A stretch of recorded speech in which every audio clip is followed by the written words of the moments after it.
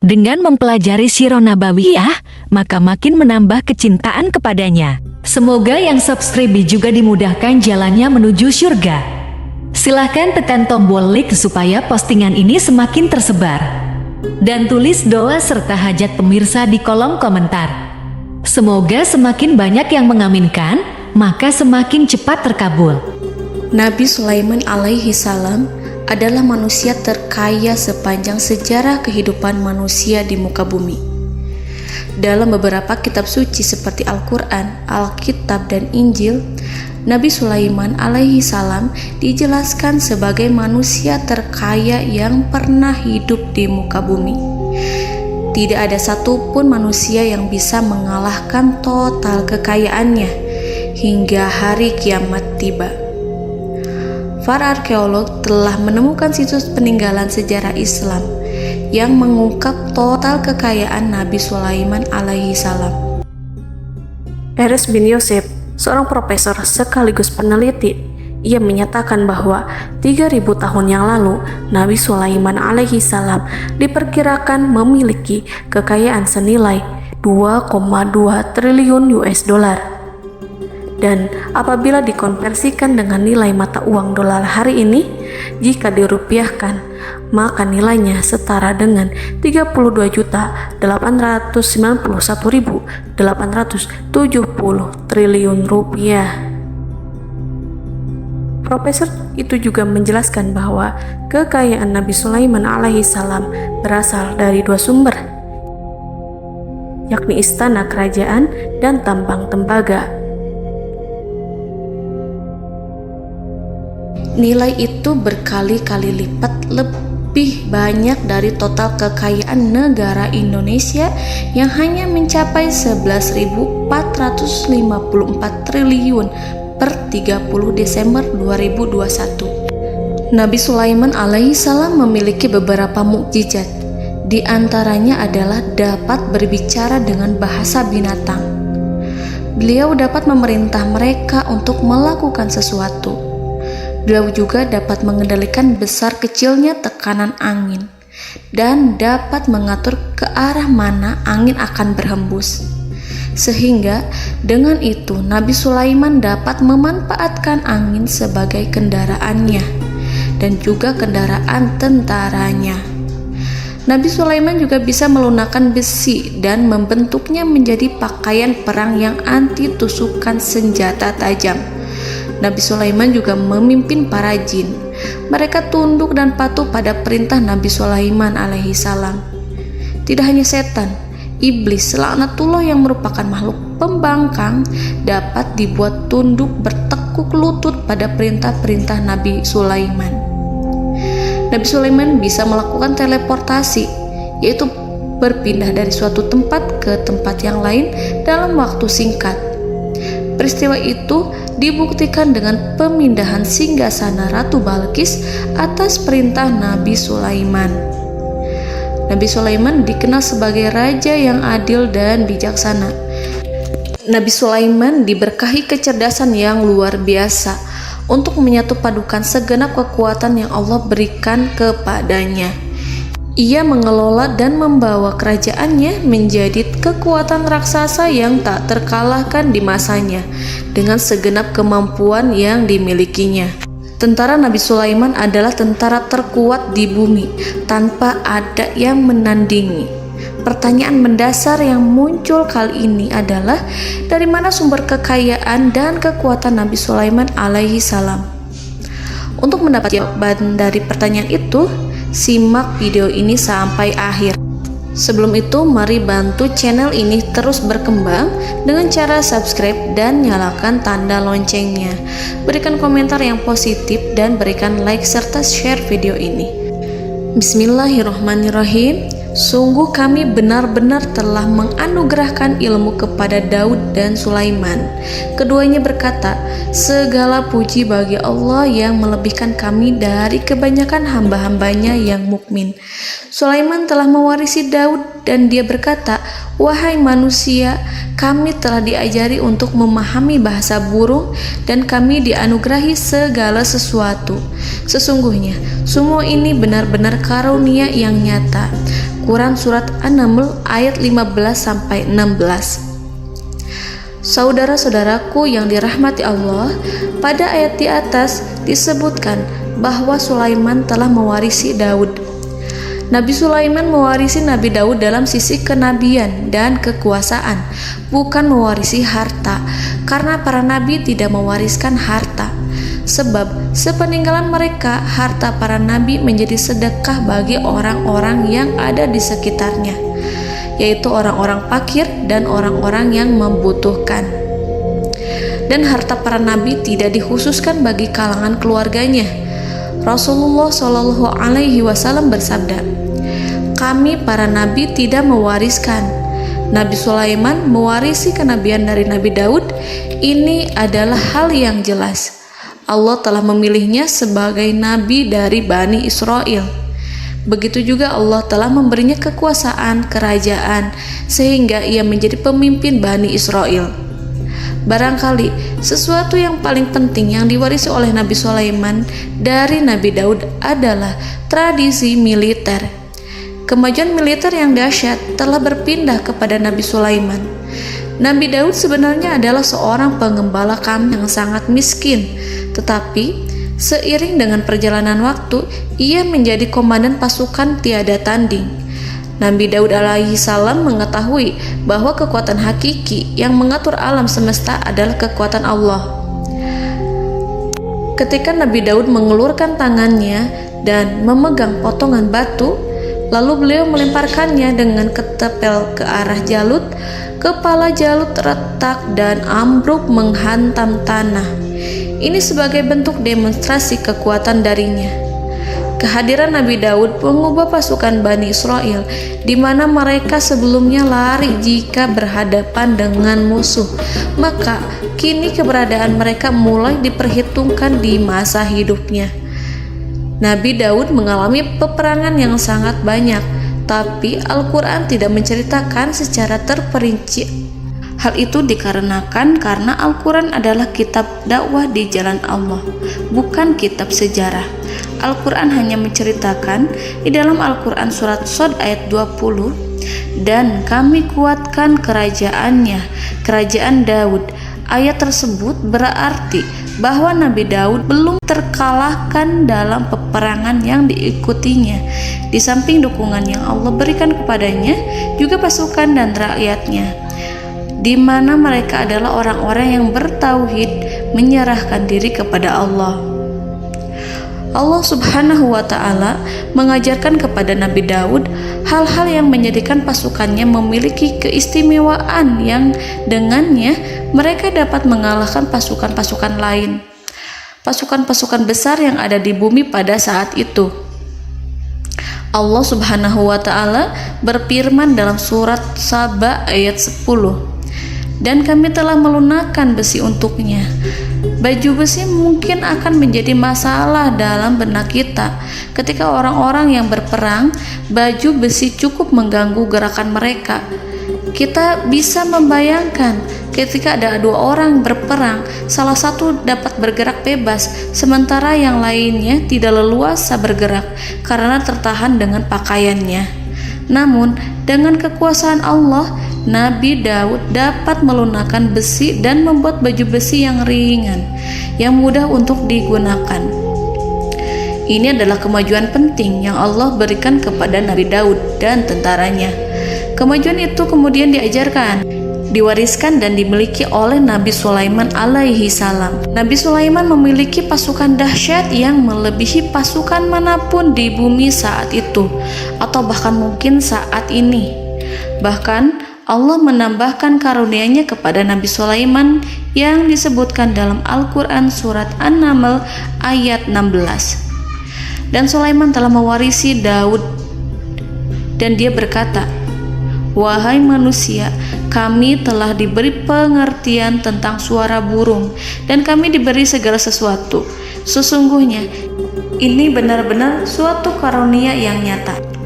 Saudara-saudaraku yang dirahmati Allah, pada suatu hari Nabi Sulaiman alaihi salam menengadahkan tangannya dan berdoa kepada Allah Subhanahu wa ta'ala.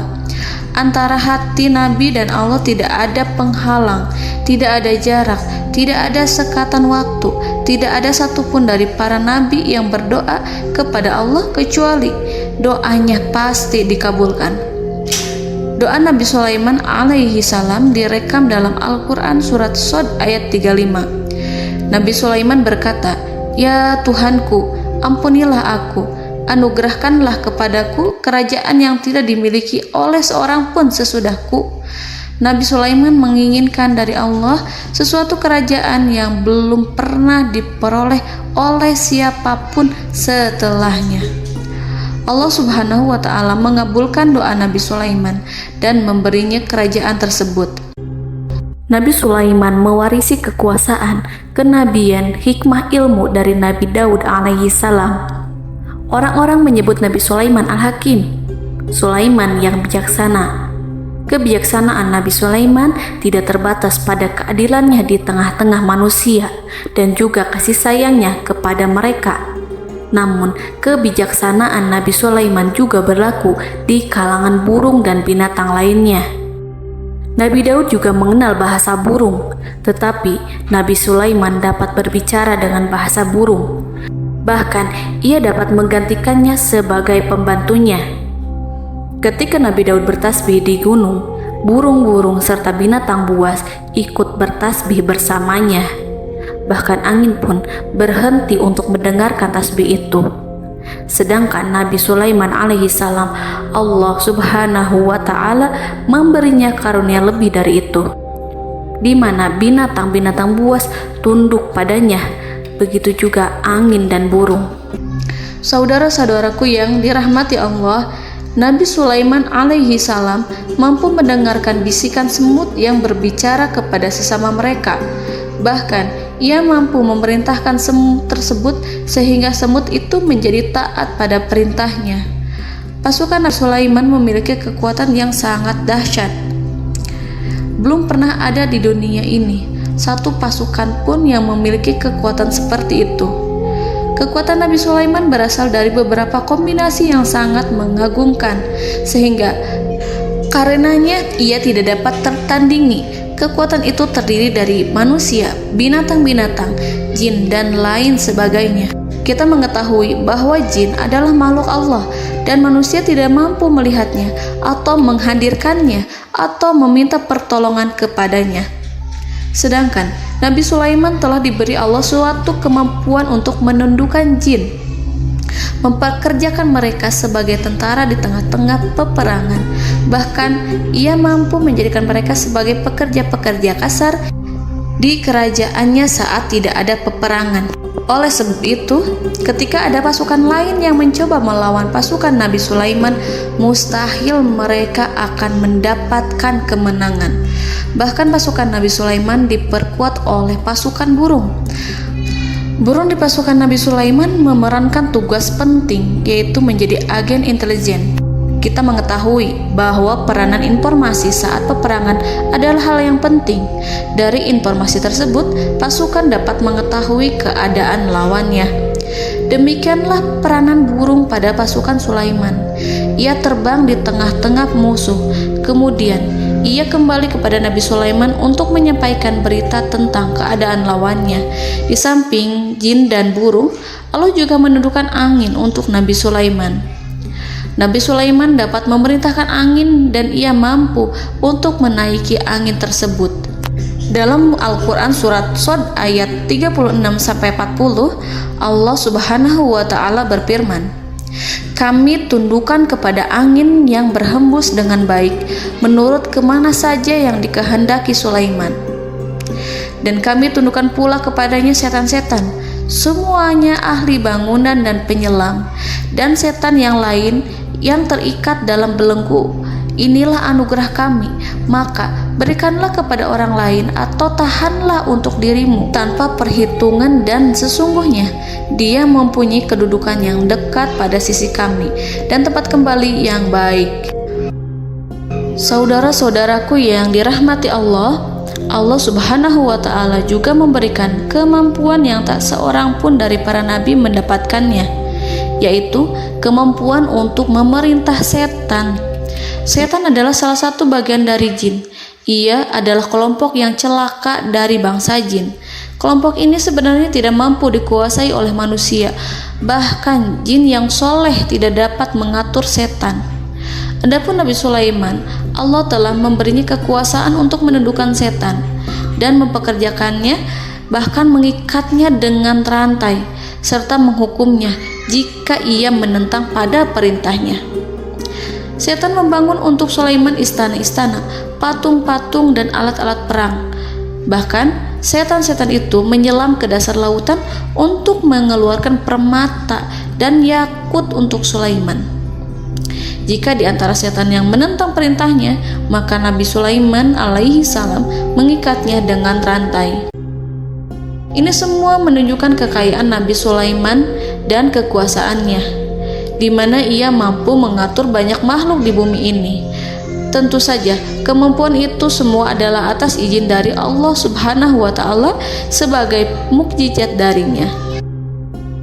Allah Subhanahu wa Ta'ala berfirman dalam Al-Quran surat Saba ayat 12, dan sebagian dari jin adalah yang bekerja di hadapannya di bawah kekuasaannya dengan izin Tuhannya, dan siapa yang menyimpang di antara mereka dari perintah kami, maka kami rasakan kepadanya azab neraka yang apinya menyala-nyala. Para jin itu membuat untuk Sulaiman apa yang dikehendakinya, dari gedung-gedung yang tinggi, patung-patung, dan piring-piring yang besarnya seperti kolam, atau periuk yang tetap berada di atas tungku. Saudara-saudaraku yang dirahmati Allah, Nabi Sulaiman yang bijaksana adalah penguasa yang tak tertandingi di muka bumi.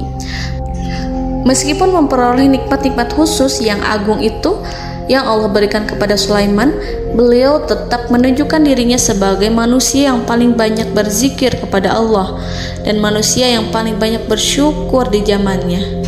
Saudara-saudaraku yang dirahmati Allah, sebagaimana Allah Subhanahu wa Ta'ala memberikan nikmat kepada ayahnya Nabi Daud alaihi salam, di mana ia mampu melunakkan besi, dan Allah mengajarinya bagaimana cara mencairkan besi, maka Nabi Sulaiman alaihi salam dapat memanfaatkan tembaga yang cair untuk peperangan. Dan juga di saat perdamaian, pada saat peperangan, beliau mencampur tembaga dengan besi dan menjadikannya perunggu. Mereka menggunakan senjata-senjata perunggu dalam peperangan seperti pedang, baju besi, dan juga pisau. Senjata-senjata ini adalah senjata yang paling kuat pada saat itu. Sedangkan di saat damai, tembaga digunakan untuk membuat bangunan, perhiasan, dan sebagainya. Meskipun Nabi Sulaiman mendapatkan nikmat yang besar dan karunia yang khusus, Allah Subhanahu wa Ta'ala mengujinya dengan suatu ujian yang dahsyat. Ujian yang akan selalu datang kepada seorang hamba yang soleh. Ketika hamba itu mendapatkan kedudukan besar, maka ujiannya pun menjadi besar. Allah Subhanahu wa Ta'ala menguji Nabi Sulaiman dengan penyakit.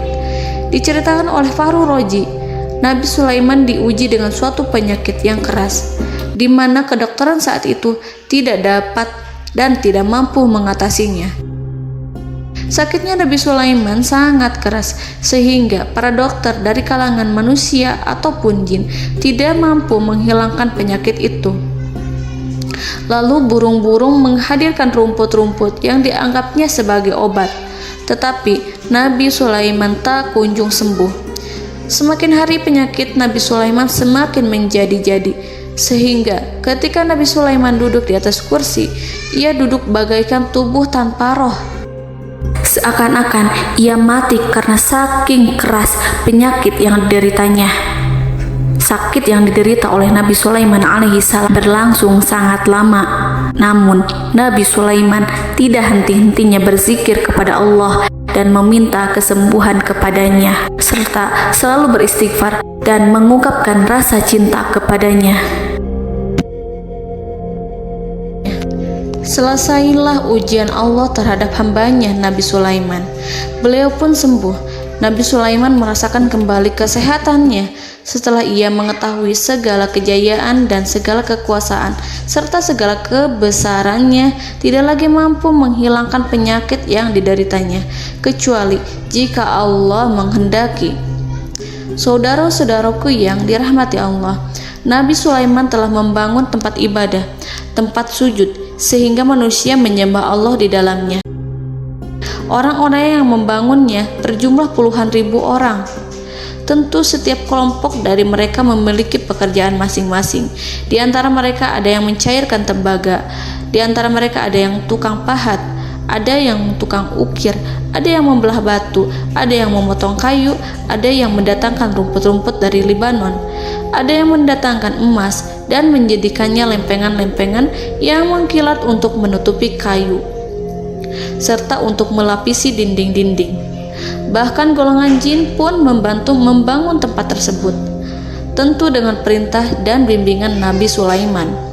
Mereka membuat patung-patung yang besar, membuat bejana yang besar untuk tempat makan para tentara dan pekerja, yaitu bejana seperti gunung. Karena saking berat dan besarnya, mereka juga membuat tempat-tempat minum yang besarnya seperti kolam. Nabi Sulaiman mengawasi para pekerjanya dan juga mengurusi masyarakatnya, di mana beliau mengenali problem mereka dan berusaha memecahkannya. Beliau juga mengawasi pasukan dari kalangan binatang dan burung. Beliau mengetahui apabila ada satu di antara mereka yang tidak datang, kemana ia pergi serta mengapa ia pergi. Nabi Sulaiman menguasai pengetahuan itu semua. Nabi Sulaiman bukan hanya mengetahui problem tentara-tentaranya dari kalangan manusia ataupun tentaranya dari kalangan burung, namun ia juga menunjukkan kasih sayang terhadap semut, di mana beliau mendengar bisikannya dan tidak suka untuk menginjaknya. Nabi Sulaiman selalu menundukkan kepalanya ke bumi sebagai bentuk rasa rendah diri dan syukur kepada Allah. Pada suatu hari, Nabi Sulaiman alaihi salam berjalan di depan tentaranya dan tiba-tiba ia mendengar suara semut yang berkata kepada temannya dari kalangan semut. Hal itu terekam dalam Al-Quran surat An-Naml ayat 18-19. Wahai semut-semut, masuklah ke dalam sarang-sarangmu agar kamu tidak terinjak oleh Sulaiman dan tentaranya, sedangkan mereka tidak menyadarinya. Nabi Sulaiman alaihi salam tersenyum mendengar itu dan ia berdoa, "Ya Allah, ya Tuhanku, berilah aku ilham untuk tetap mensyukuri nikmat-Mu yang telah Engkau anugerahkan kepadaku dan kepada kedua orang ibu bapakku, dan untuk mengerjakan amal soleh yang Kau ridhoi, dan masukkanlah aku ke dalam rahmat-Mu, ke dalam golongan hamba-hamba-Mu yang soleh." Saudara-saudaraku yang dirahmati Allah, meskipun Nabi Sulaiman mendapatkan kekuasaan dan memiliki tentara yang besar, namun beliau menunjukkan kasih sayang terhadap bangsa semut. Beliau mendengarkan bisikannya dan melihat semut yang ada di depannya.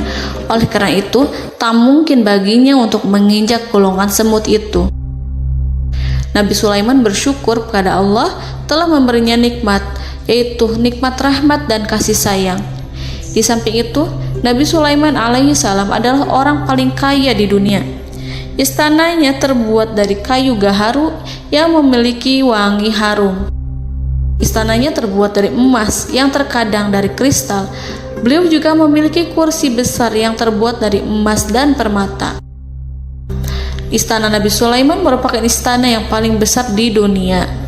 Nabi Sulaiman menggunakan pakaian dari emas dan permata. Meskipun demikian, Nabi Sulaiman tetap menunjukkan sebagai hamba yang berserah diri dan rendah diri di hadapan Allah Subhanahu wa Ta'ala. Nabi Sulaiman yang merendahkan diri di hadapan Allah, ia selalu sujud kepada Allah sebagaimana ayahnya yang selalu bertasbih pada Allah.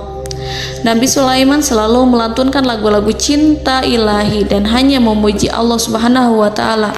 Pada suatu hari, Nabi Sulaiman alaihi salam mengeluarkan perintah kepada pasukannya untuk bersiap-siap. Kemudian, Nabi Sulaiman keluar dan memeriksa pasukannya satu demi satu. Kelompok yang pertama adalah kelompok manusia. Nabi Sulaiman memperhatikan kesiapan mereka. Lalu Nabi Sulaiman mengeluarkan perintah-perintah kepada mereka. Kemudian Nabi Sulaiman memeriksa kelompok jin dan menyampaikan perintahnya kepada mereka. Beliau memenjarakan jin yang tampak bermalas-malasan saat bekerja. Lalu beliau memeriksa binatang dan berkata kepada mereka, apakah mereka sudah makan dengan baik? Apakah mereka tidur dengan nyenyak? Apakah ada yang mengadu pada mereka, misalkan karena penyediaan makanan yang tidak layak? Apakah ada di sana yang sakit dan lain sebagainya? Ketika Nabi Sulaiman merasa puas dengan semuanya, Nabi Sulaiman memasuki tenda tempat berkumpulnya para burung. Nabi Sulaiman alaihissalam kemudian memasuki tenda tersebut, mengamati keadaan di sekitarnya, sehingga beliau mengetahui bahwa ada satu burung yang tidak hadir, yaitu burung hudhud. Mengapa aku tidak melihat burung hudhud? Burung-burung yang lain tampak terdiam sebagai penghormatan, dan mereka mendengarkan apa yang akan dikatakan pemimpin mereka. Nabi Sulaiman mengarahkan pandangannya pada semua burung dan tidak menemukan burung hudhud di antara mereka. Tak seekor burung pun yang mengetahui keberadaannya. Burung hudhud absen pada apel wajib kali ini. Nabi Sulaiman mulai menampakkan kemarahannya. Tiba-tiba, seekor burung kecil memberanikan diri untuk berkata kepada Nabi Sulaiman, Wahai Nabi yang mulia, seharusnya Hudhud ada bersamaku kemarin untuk melaksanakan tugas penyelidikan. Ia adalah pemimpin misi itu. Namun, burung Hudhud belum datang. Oleh karena itu, aku tidak pergi bersamanya. Burung itu tampak gemetar. Nabi Sulaiman mengetahui bahwa Hudhud tidak hadir dan tak seorang pun mengetahui kemana ia pergi. Burung hudhud pergi tanpa izin terlebih dahulu. Dalam keadaan marah, Nabi Sulaiman berkata, "Sungguh aku benar-benar akan mengazabnya dengan azab yang sangat keras atau benar-benar menyembelihnya, kecuali jika ia benar-benar datang kepadaku dengan alasan yang jelas." Kawanan burung-burung mengetahui bahwa Nabi Sulaiman sedang marah dan telah menetapkan untuk menyiksa burung hudhud atau menyembelihnya atau justru memaafkannya dengan syarat ia datang dengan membawa alasan yang dapat menyelamatkannya, atau dengan kata lain, burung hudhud dapat memastikan bahwa ia melaksanakan tugas yang penting. Nabi Sulaiman menunjukkan kemarahan yang besar sehingga siapapun akan merasa takut kepada Nabi Sulaiman yang marah. Nabi Sulaiman kemudian pergi dari tempat burung tersebut. Nabi Sulaiman masih memikirkan keadaan burung hudhud. Seharusnya burung hudhud menjadi bagian penting dari badan intelijen. Apakah ia pergi untuk menyingkap suatu, atau apakah ia pergi hanya untuk bermain-main? Nabi Sulaiman telah memperhatikan dan mengetahui bahwa burung hudhud adalah seekor burung yang cerdik dan juga fasih berbicara. Terkadang Nabi Sulaiman mendapati burung hudhud sedang bermain-main dan menunda-nunda pekerjaannya. Namun ketika Nabi Sulaiman melihatnya, burung hudhud memahami bahwa perbuatannya tidak benar. Oleh karena itu, ia tidak boleh menyampur adukan antara waktu serius dan waktu bermain. Tidak lama setelah itu, burung hudhud tiba di tempat para burung. Burung-burung yang lain berkata kepadanya, "Wahai hudhud, pergilah engkau ke tempat Nabi Sulaiman. Jika ia mengetahui bahwa engkau telah sampai, jiwamu benar-benar terancam." Mendengar itu, burung hudhud segera beranjak. Ia terbang menemui Nabi Sulaiman. Pada waktu itu, Nabi Sulaiman sedang duduk bersama tentaranya yang lain. Burung hudhud berdiri. Ia telah merencanakan untuk memulai pembicaraan dengan Nabi Sulaiman sebelum Nabi Sulaiman bertanya kepadanya kemana dia pergi. Ini sebagai bukti bahwa hudhud telah melaksanakan suatu tugas yang penting.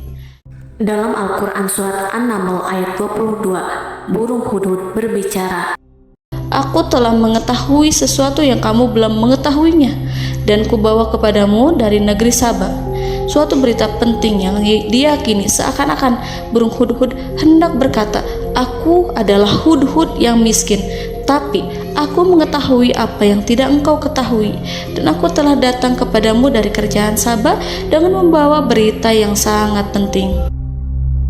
Nabi Sulaiman tampak terdiam menunggu hudhud menyelesaikan kisahnya. Dalam surat An-Naml ayat 23-24, burung hudhud berkata, Sesungguhnya aku menjumpai seorang wanita yang memerintah mereka. Dia dianugerahi segala sesuatu serta mempunyai singgasana yang besar. Aku mendapati dia dan kaumnya menyembah matahari selain Allah, dan setan-setan telah menjadikan mereka memandang indah perbuatan-perbuatan mereka, lalu menghalangi mereka dari jalan Allah, sehingga mereka tidak mendapat petunjuk. Burung hudhud diam. Nabi Sulaiman merasa bahwa hudhud menunjukkan kepasihan lisannya. Nabi Sulaiman berkata dalam Quran surat An-Naml ayat 27 sambil menunjukkan senyum manisnya. Nabi Sulaiman berkata, "Akan kami lihat apakah kamu benar wahai hudhud, ataukah kamu termasuk orang-orang yang berdusta." Seakan-akan burung hudhud ingin mengatakan, "Aku tidak berbohong, wahai Nabi yang mulia." Namun diamnya Sulaiman membuat takut sehingga burung hudhud terdiam. Nabi Sulaiman terdiam karena berpikir, lalu ia memutuskan sesuatu setelah itu. Beliau melihat kepada lainnya dan meminta secari kertas. Nabi Sulaiman menulis surat singkat dan menyerahkannya kepada hudhud, serta memerintahkan kepadanya seperti yang dikatakan dalam Quran surat An-Naml ayat 28. "Pergilah dengan membawa suratku ini, lalu jatuhkanlah kepada mereka, kemudian berpalinglah dari mereka, lalu perhatikanlah apa yang mereka bicarakan." Al-Quranul Karim hanya menceritakan dalam Quran surat An-Naml bagaimana perginya hudhud dan bagaimana ia menyerahkan surat itu. Lalu Al-Quran langsung menyebut keadaan kerajaan Balqis yang saat itu sedang membaca surat di depan para pembesar kerajaan dan para menterinya. Dalam Al-Quran surat An-Naml ayat 29-31 berkatalah Balqis, "Wahai pembesar-pembesar, sesungguhnya telah dijatuhkan kepadaku sebuah surat yang mulia. Sesungguhnya surat ini dari Sulaiman, dan sesungguhnya isinya dengan menyebut nama Allah yang Maha Pengasih lagi Maha Penyayang, bahwa janganlah kalian berlaku sombong terhadapku, dan datanglah kepadaku sebagai orang yang berserah diri." Saudara-saudaraku yang dirahmati Allah, dalam surat tersebut Nabi Sulaiman menyebutkan supaya mereka menyerahkan diri dan tunduk kepada perintah Nabi Sulaiman.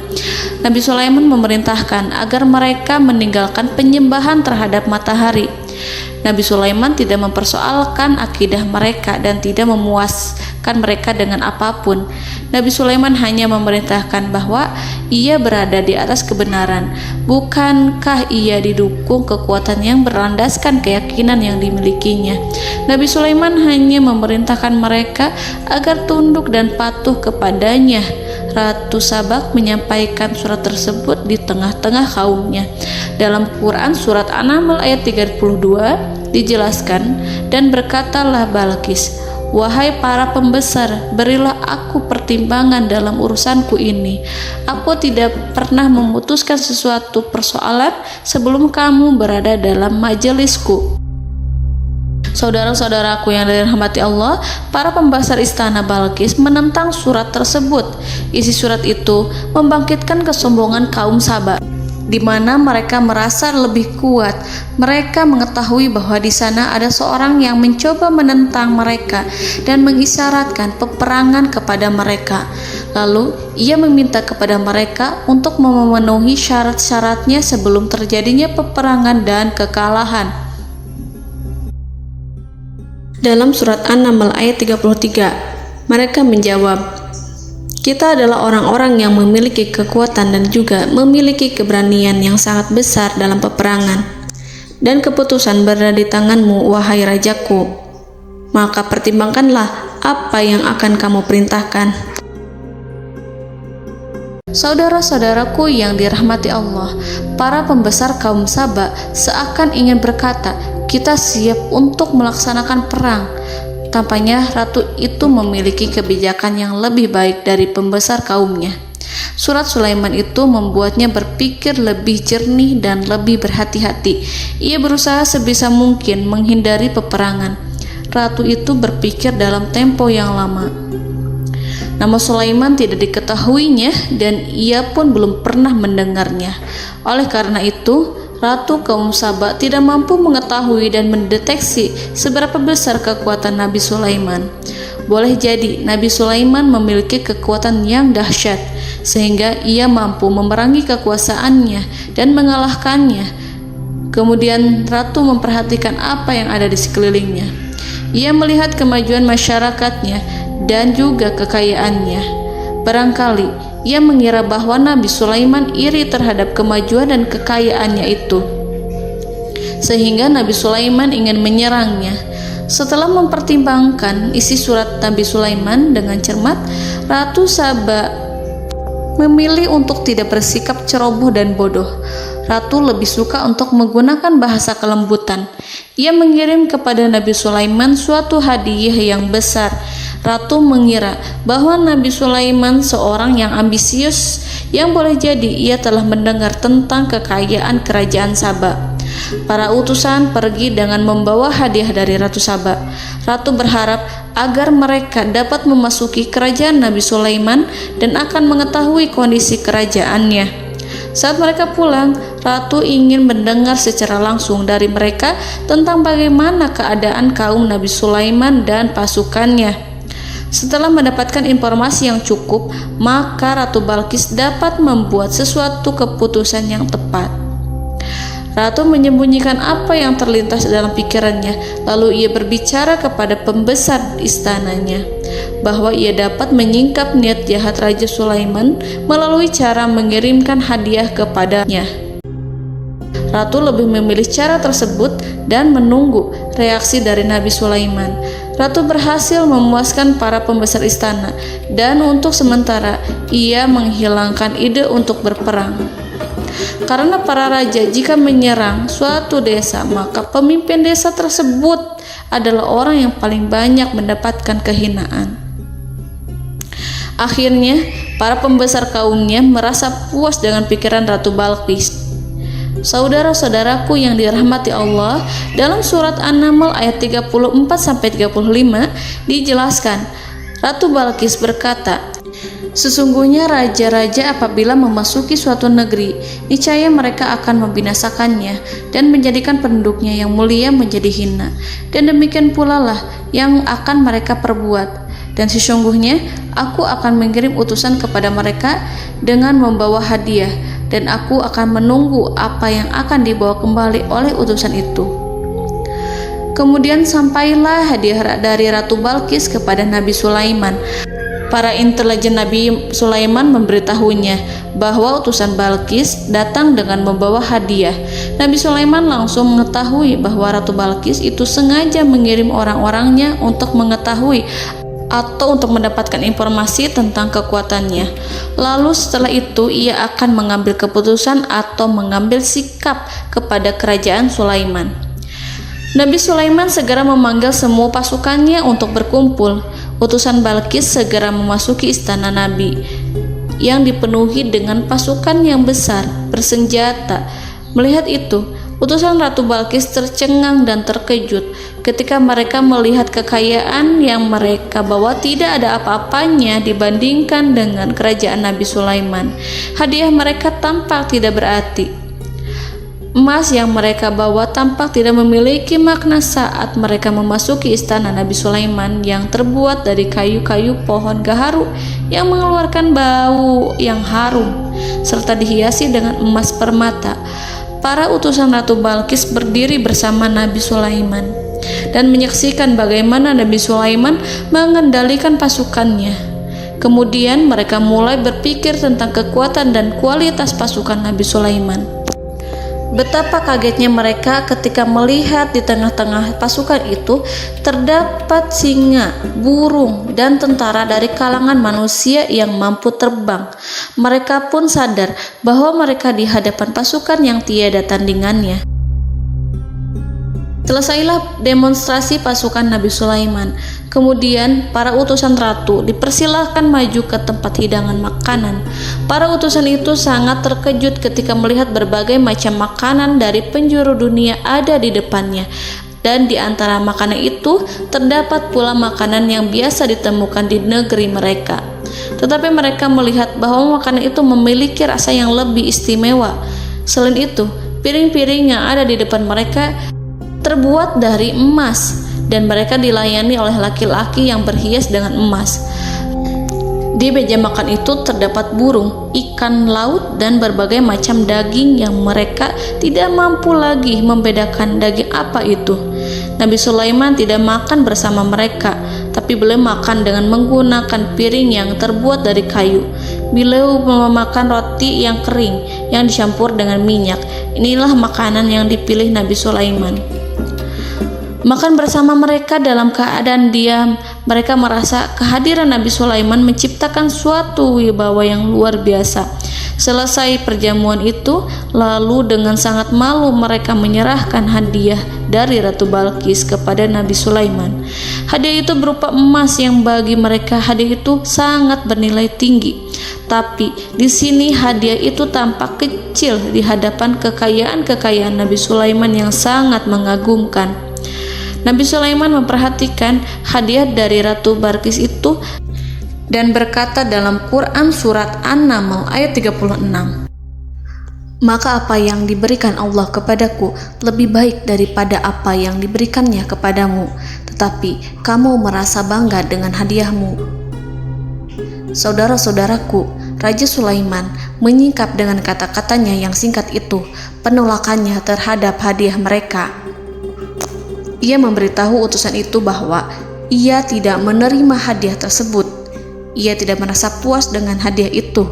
Yang membuatnya puas hanyalah, "Janganlah kalian berlaku sombong terhadapku dan datanglah kepadaku sebagai orang-orang yang berserah diri." Lalu Nabi Sulaiman berkata kepada mereka dengan pelan. Hal itu diabadikan dalam Al-Quran surat An-Naml ayat 37. "Kembalilah kepada mereka. Sungguh kami akan mendatangi mereka dengan bala tentara yang mereka tidak kuasa melawannya. Dan pasti kami akan mengusir mereka dari negara itu, yaitu negeri Saba, dengan terhina. Dan mereka akan menjadi tawanan-tawanan yang hina." Saudara-saudaraku yang dirahmati Allah, Nabi Sulaiman kemudian meninggalkan para utusan ratu setelah terlebih dahulu mengancam mereka. Para utusan itu berharap agar Nabi Sulaiman mau menunggu kunjungan Ratu Balqis yang akan membawa misi perdamaian. Akhirnya, sampailah para utusan Ratu Balqis ke negeri Saba. Mereka segera menuju istana sang ratu. Mereka memberitahu bahwa negeri mereka ada di ujung tanduk. Mereka menceritakan kepada ratu tentang kekuatan Nabi Sulaiman dan tidak mungkin bagi mereka mampu melawannya. Mereka meyakinkan Ratu Balqis bahwa ia harus mengunjunginya dan melihat sendiri bagaimana kebesaran kerajaan Nabi Sulaiman. Kemudian Ratu Balqis menyiapkan dirinya untuk pergi menuju kerajaan Nabi Sulaiman. Nabi Sulaiman duduk di kursi kerajaan di tengah-tengah para pembesarnya dan para menterinya, serta para komandan pasukannya. Beliau berpikir tentang sosok Balqis. Nabi Sulaiman mengetahui bahwa Balqis menuju tempatnya. Balqis dikelilingi rasa takut. Nabi Sulaiman berpikir sejenak tentang bagaimana matahari disembah. Ia memikirkan bagaimana informasi yang diterima oleh intelijennya tentang kemajuan kerajaan Balqis dalam bidang kesenian dan ilmu pengetahuan. Nabi Sulaiman bertanya kepada dirinya sendiri, apakah kemajuan menjadi penghalang untuk mengetahui kebenaran? Apakah ratu itu senang dengan kekuatan yang dicapainya? Dan ia membayangkan bahwa kekuatannya adalah segalanya. Dengan kemajuan yang dimilikinya, Nabi Sulaiman ingin membuat kejutan agar ratu mengetahui bahwa Islam yang diyakini oleh Nabi Sulaiman adalah satu-satunya yang mampu mendatangkan kemajuan dan kekuatan yang hakiki, sehingga ia dapat membandingkan antara keyakinannya dalam menyembah matahari beserta kemajuan yang dicapainya dengan keyakinan Nabi Sulaiman beserta kemajuan yang diraihnya. Saudara-saudaraku yang dirahmati Allah, para mata-mata Nabi Sulaiman telah memberitahunya bahwa hal yang sangat disegani dan dikagumi oleh kaum Balqis adalah kerajaan Saba, yaitu singgasana Ratu Balqis. Singgasana itu terbuat dari emas dan batu delima. Singgasana tersebut dijaga oleh penjaga yang sangat disiplin, di mana mereka tidak pernah lalai sedikit pun. Oleh karena itu, sangat tepat apabila Nabi Sulaiman menghadirkan singgasananya di sini, di kerajaannya. sehingga ketika ratu tiba, maka ia dapat duduk di atasnya. Nabi Sulaiman ingin membuat kejutan kepadanya dan menunjukkan bahwa kemampuannya tersebut yang berlandaskan pada keislaman. Nabi Sulaiman melakukan yang demikian itu dengan harapan agar si ratu tunduk kepadanya. Ide itu terlintas dalam diri Nabi Sulaiman. Lalu ia mengangkat kepalanya dan menoleh kepada anak buahnya. Hal itu diabadikan dalam Quran Surat An-Naml ayat 38. Wahai para pembesar, siapakah di antara kamu sekalian yang sanggup membawa singgasananya kepadaku sebelum mereka datang kepadaku sebagai orang-orang yang berserah diri? Saudara-saudaraku, perhatikanlah ungkapan pikiran Nabi Sulaiman tersebut. Semua pemikirannya berkisar tentang keislaman para penyembah matahari, tentang bagaimana beliau dapat memberikan petunjuk kepada mereka di jalan Allah. Yang pertama menjawab pertanyaan Nabi Sulaiman adalah jin Ifrit. Dalam Quran Surat An-Naml ayat 39, berkatalah Ifrit yang cerdik dari golongan jin, "Aku akan datang kepadamu dengan membawa singgasana itu sebelum kamu berdiri dari tempat dudukmu. Sesungguhnya aku benar-benar kuat untuk membawanya, lagi dapat dipercaya." Nabi Sulaiman berdiri dari tempat duduknya. Setelah 1 jam atau 2 jam, jin itu berjanji kepadanya untuk menghadirkan singgasana Balkis. Sebelum itu, istana Nabi Sulaiman di Palestina, sedangkan istana Balkis terletak di Yaman. Antara singgasana tersebut dengan singgasana Nabi Sulaiman berjarak lebih dari ribuan mil. Barangkali pesawat yang cepat sekalipun yang kita kenal hari ini tidak akan mampu membawa dan mendatangkan istana itu dalam waktu 1 jam. Tetapi masalahnya di sini, berhubung dengan kekuatan jin yang serba misterius, Nabi Sulaiman tidak mengomentari sedikit pun terhadap apa yang dikatakan oleh Ifrit. Nabi Sulaiman tampak menunggu tanggapan lain yang mampu menghadirkan singgasana Balkis yang lebih cepat dari jin Ifrit. Nabi Sulaiman menoleh kepada seorang yang di sana, yang duduk di atas naungan.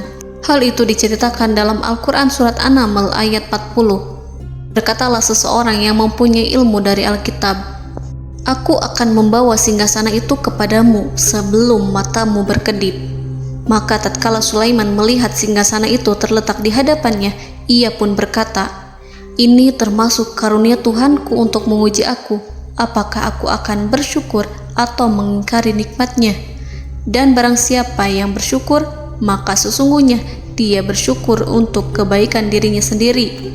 Dan barang siapa yang ingkar, maka sesungguhnya Tuhanku maha kaya lagi maha mulia." Saudara-saudaraku, belum lama seseorang yang mempunyai ilmu dari Alkitab menyatakan kalimatnya, sehingga singgasana itu tiba-tiba ada di depan Nabi Sulaiman, yang mampu menghadirkan singgasana itu lebih cepat dari kedipan mata. Al-Quranul Karim tidak menyingkap kepribadian seseorang yang menghadirkan singgasana itu. Al-Quran hanya menggarisi bahwa orang itu mempunyai ilmu dari Alkitab. Al-Quran tidak menjelaskan kepada kita apakah ia seorang malaikat ataukah manusia ataukah jin. Al-Quran sengaja tidak menyingkap hakikat kitab yang dimaksud. Saudara-saudaraku yang dirahmati Allah, setelah melihat singgasana itu, Nabi Sulaiman bersyukur kepada Allah. Ia mulai memperhatikan singgasana sang ratu. Singgasana tersebut merupakan simbol pembangunan dan juga kemajuan, tetapi nampaknya ia hanya sesuatu yang biasa saja jika dibandingkan dengan kekuasaan dan kebesaran ciptaan yang dibuat oleh manusia dan jin di kalangan istana Nabi Sulaiman. Nabi Sulaiman memikirkan dalam tempo yang sangat lama singgasana Ratu Balkis itu. Kemudian beliau memerintahkan agar singgasana itu diperbaiki, sehingga saat Ratu Balkis datang, dia akan mengujinya. Apakah Ratu Balkis dapat mengenali singgasananya ataukah tidak? Dalam Al-Quran Surat An-Naml ayat 41, Nabi Sulaiman berkata, "Ubahlah baginya singgasananya, maka kita akan melihat apakah dia mengenal ataukah dia termasuk orang-orang yang tidak mengenalnya." Saudara-saudaraku yang dirahmati Allah, Nabi Sulaiman memerintahkan agar dibangun istana yang akan digunakan untuk menyambut Ratu Balkis. Nabi Sulaiman memilih tempat di laut, dan ia memerintahkan agar dibangun suatu istana di mana sebagian besarnya terdiri dari air laut. Nabi Sulaiman memerintahkan agar lantainya itu terbuat dari kaca yang tebal dan kuat, sehingga orang-orang yang berjalan di atas istana itu akan dapat melihat di bawahnya ada ikan-ikan berwarna-warni yang berenang-renang. Dan mereka akan melihat rumput-rumput laut yang bergerak-gerak. Akhirnya, selesailah pembangunan istana itu. Saking bersihnya kaca lantainya, sehingga tampak di sana tidak ada kaca. Burung hudhud memberitahu Nabi Sulaiman bahwa Balkis telah sampai dekat kerajaannya. Kemudian Ratu Balkis datang. Al-Quran tidak menyebutkan keadaan Nabi Sulaiman saat menyambut Balkis, namun Al-Quran menunjukkan dua sikap Ratu Balkis. Yang pertama, bagaimana sikap Balkis ketika pertama kali melihat singgasananya yang datang mendahuluinya, padahal ia telah meninggalkan pengawalannya untuk tetap setia menjaga singgasananya itu.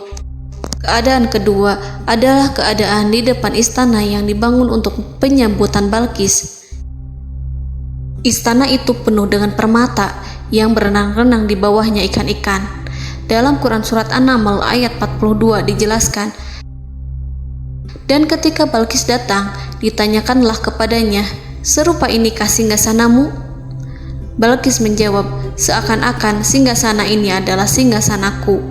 Kami telah diberi pengetahuan sebelumnya, dan kami adalah orang-orang yang berserah diri. Saudara-saudaraku, pada dialek di atas, Balkis melihat singgasananya dan ia tercengang saat mengetahui bahwa itu adalah singgasana miliknya. Namun kemudian ia mulai ragu karena melihat tidak sepenuhnya itu singgasana miliknya. Jika itu benar-benar miliknya, lalu bagaimana ia datang mendahuluinya? Dan bila bukan singgasananya, maka bagaimana Sulaiman dapat meniru sepersis dan seteliti itu?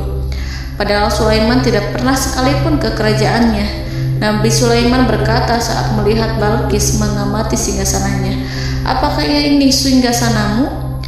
Balkis terlihat sangat kebingungan, namun setelah itu ia menjawab, sepertinya benar. Nabi Sulaiman berkata, kami telah diberi ilmu sebelumnya dan kami sebagai orang-orang muslim. Saudaraku yang dirahmati Allah, melalui pertanyaan Nabi Sulaiman ingin mengisyaratkan kepada Balkis agar ia membandingkan antara keyakinannya beserta ilmu yang dicapainya dengan keyakinan Nabi Sulaiman yang muslim beserta pengetahuan yang telah diraihnya. Penyembahan terhadap matahari dan pencapaian ilmu yang dicapai oleh Ratu Balkis tanpa tidak ada apa-apanya dibandingkan dengan ilmu Nabi Sulaiman dan keislaman. Nabi Sulaiman telah mendahuluinya dalam bidang ilmu karena keislamannya. Karena itu, sangat mudah baginya untuk mengungguli Balkis dalam ilmu-ilmu yang lainnya. Demikianlah yang disyaratkan dalam pertanyaan Nabi Sulaiman kepada Ratu Balkis. Ratu Saba itu mengetahui bahwa ini adalah singgasananya, di mana singgasana itu datang lebih dahulu daripada dirinya. Beberapa bagian darinya telah diubah saat Balkis masih di perjalanan menuju ke tempat Nabi Sulaiman. Ia berpikir kemampuan apa yang dimiliki Nabi Sulaiman. Ratu Balkis tercengang melihat apa yang disaksikannya, yang berupa buah dari keimanan Nabi Sulaiman dan hubungannya dengan Allah Subhanahu wa Ta'ala. Sebagaimana Balkis juga tercengang ketika melihat kemajuan di bidang ilmu pembangunan, seni, dan ilmu-ilmu yang lainnya. Maka ia tidak lebih kagum lagi saat melihat hubungan yang kuat antara keislaman Nabi Sulaiman dengan ilmunya, serta kemajuan yang diraihnya. Dalam Al-Quran Surat An-Naml ayat 43 dijelaskan, dan apa yang disembahnya selama ini selain Allah mencegahnya untuk melahirkan keislamannya, karena sesungguhnya ia terdahulu termasuk orang-orang yang kafir. Saudara-saudaraku yang dirahmati Allah, berguncanglah dalam benak Balkis ribuan hal ketika melihat keyakinan kaumnya runtuh di hadapan Nabi Sulaiman. Ia menyadari matahari yang disembahnya hanya merupakan ciptaan Allah, dan Allah lah yang menggerakkannya untuk hamba-hambanya. Lalu terbitlah matahari kebenaran dalam dirinya. Hatinya diterangi oleh cahaya baru yang tidak akan tenggelam seperti tenggelamnya matahari. Masa keislamannya hanya menunggu waktu. Ratu Balqis memilih waktu yang tepat untuk mengumumkan keislamannya. Allah Subhanahu wa Ta'ala berfirman dalam Quran Surat An-Naml ayat 44. Dikatakan kepadanya, masuklah ke dalam istana. Maka tatkala ia melihat lantai istana itu, dikiranya kolam air yang besar dan disingkapnya 2 betisnya. Berkatalah Sulaiman, sesungguhnya ia adalah istana licin yang terbuat dari kaca. Berkatalah Balqis, wahai Tuhanku, sesungguhnya aku telah berbuat zalim terhadap diriku dan aku berserah diri bersama Sulaiman kepada Allah Tuhan semesta alam. Saudara-saudaraku yang dirahmati Allah, dikatakan kepada Balqis, masuklah ke dalam istana. Ketika ia masuk, maka ia tidak menyaksikan adanya kaca, tetapi ia melihat air, sehingga ia mengira akan bersinggungan dengan air. Lalu ia menyingkapkan sedikit bajunya agar bajunya itu tidak basah. Nabi Sulaiman mengingatkannya tanpa melihatnya agar ia tidak khawatir terhadap pakaiannya, karena pakaiannya tidak akan basah, sebab di sana tidak ada air. Itu sekedar kaca yang halus, yang saking halusnya sehingga ia tidak tampak. Pada kesempatan itulah Balqis mengumumkan keislamannya yang mengakui kelalimannya, dan ia menyatakan menyerahkan diri kepada Nabi Sulaiman dan kepada Allah Tuhan semesta alam. Lalu kaumnya pun mengikutinya dan mereka memeluk Islam. Balqis menyadari ia berhadapan dengan penguasa yang terbesar di bumi dan Nabi Allah yang mulia. Untuk pertama kalinya, wajah Sulaiman tampak dihiasi dengan senyuman yang menunjukkan kepuasannya sejak Balqis mengunjunginya. Demikianlah Nabi Sulaiman mewujudkan kejayaannya yang hakiki dan menyebarkan cahaya Islam di muka bumi. Saudara-saudaraku, Al-Quran tidak menyebutkan kisah Balqis setelah keislamannya. Para ahli tafsir mengatakan bahwa ia menikah dengan Nabi Sulaiman.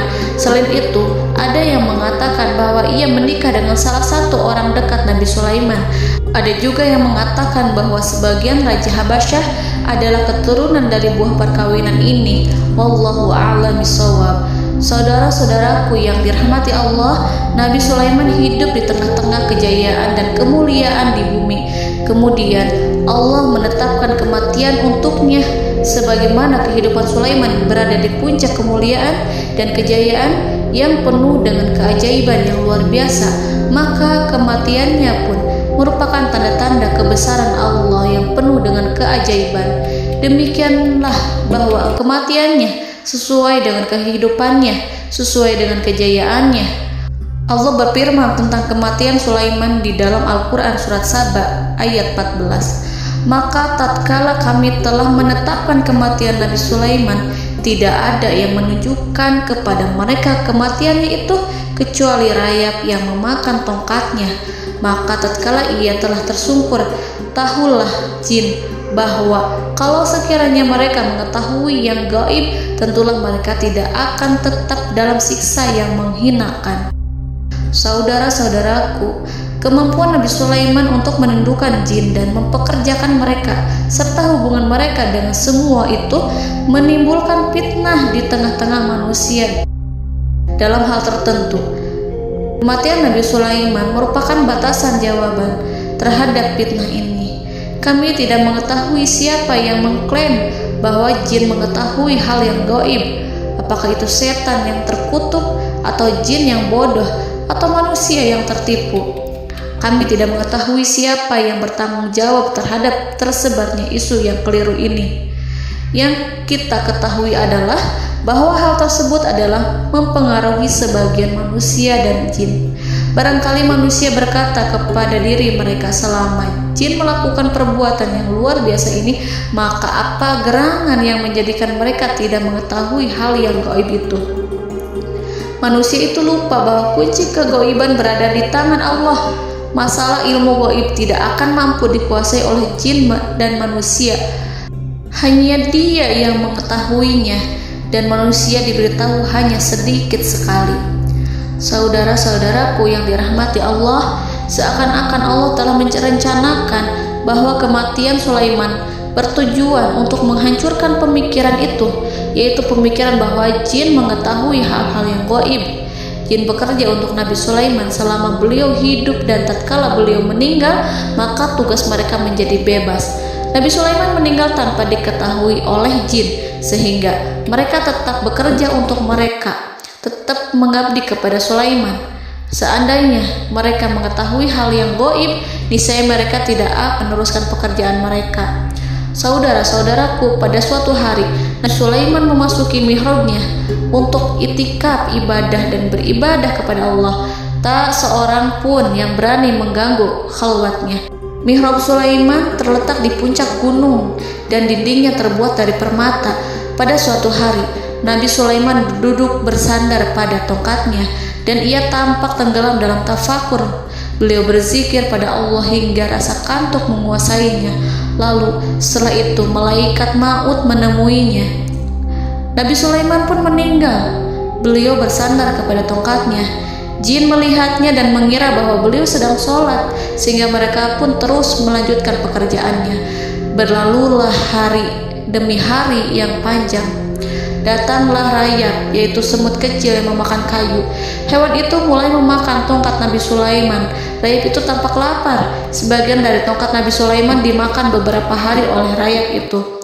Ketika yang dimakannya semakin bertambah, maka tongkat itu pun menjadi rusak dan kemudian jatuh dari tangan Nabi Sulaiman alaihi salam. Tubuh mulia itu kehilangan keseimbangan dan kemudian jatuh terhempas di bumi. Tatkala tubuh suci itu tersungkur, maka manusia segera menuju ke arahnya. Mereka menyadari dan mengetahui bahwa Nabi Sulaiman telah meninggal dalam waktu yang lama. Jin menyadari bahwa mereka tidak mengetahui hal yang gaib, dan manusia pun mengetahui hakikat ini. Seandainya jin mengetahui hal yang gaib, niscaya ia tidak akan meneruskan siksa yang hina. Mereka tidak akan bekerja kepada Sulaiman. Demikianlah Nabi Sulaiman alaihi salam meninggal dalam keadaan duduk dan sholat di mihrabnya. Lalu berita itu tersebar bagaikan api di bumi. Manusia, burung, dan binatang buas mengantarkan jenazah Nabi Sulaiman. Sekawanan burung tampak sedih dan menangis. Semua makhluk bersedih. Akhirnya tak seorang pun mengetahui bahasa burung di bumi. Meninggallah seorang yang memahami pembicaraan burung, binatang-binatang, jin, dan lain sebagainya. Burung-burung itu berkata, betapa beratnya kehidupan di tengah orang-orang yang tidak mengetahui pembicaraan kita. Allahu a'lam.